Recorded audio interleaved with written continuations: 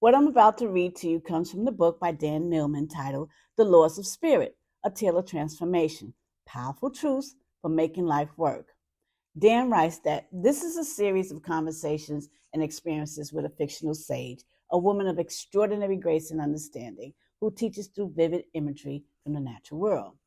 As Dan encounters the sage on his hike in the mountain, she tells him, "Those who follow the laws prosper and find fulfillment. Those who ignore or resist them meet consequences that obstruct them on their journey of awakening." I was very interested in reading the rest of the book after reading that passage I just told you about. I'll take you through the book, not all of it, but I'll share enough to entice you into reading it. Anyway, here it is. This chapter is about the law of balance, finding the middle way. Do you want to know how to shift towards true balance? Me too. The sage says, pay attention to any ripples in your body or your life caused by doing too much or too little in areas of eating, drinking, exercise, work, or communication.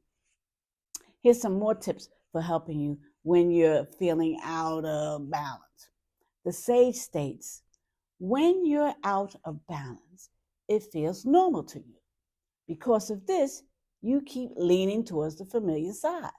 So the fastest way to find center is to overcorrect, to deliberately practice the opposite of what you're used to doing. For example, if you speak too rapidly or too quietly for people to understand you, then you need to deliberately talk in a way that feels too slow or too loud. Still interested in the book? Me too. Here's some more of the law of balance. Balance begins with the breath. Take in and letting go of the primal rhythms of life. Breathing in, you find inspiration.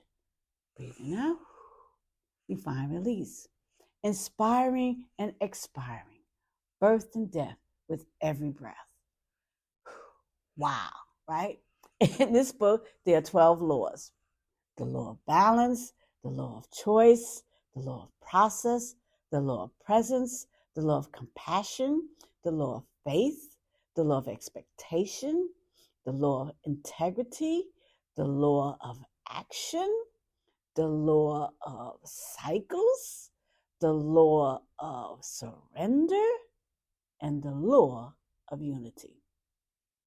You can see why I couldn't go through the whole book with you in this video, but I'll end the video with this: the law of choice, reclaiming our power. In the book, it is written like this: we are both burdened and blessed by the great responsibility of free will, the power of choice.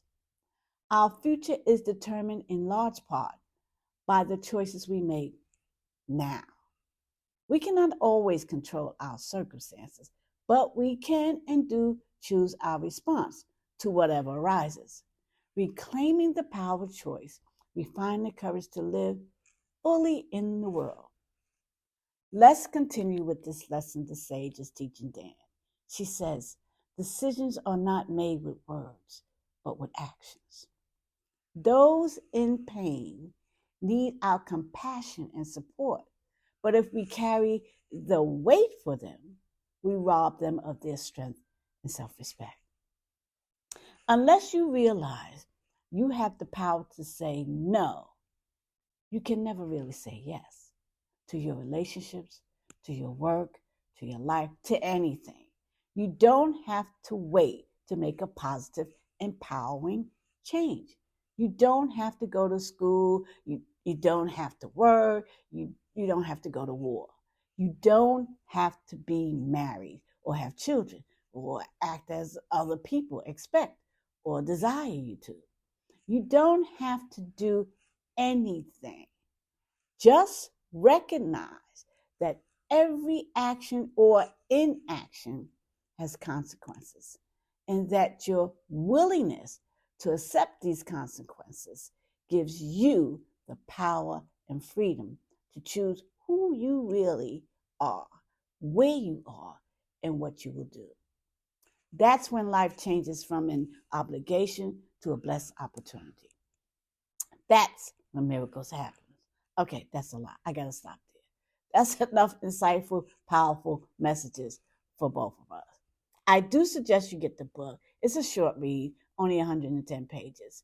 Read the book, immerse yourself in the laws, and get rich spiritually and physically. Leave a comment and subscribe. And you know my thing. Enjoy the read.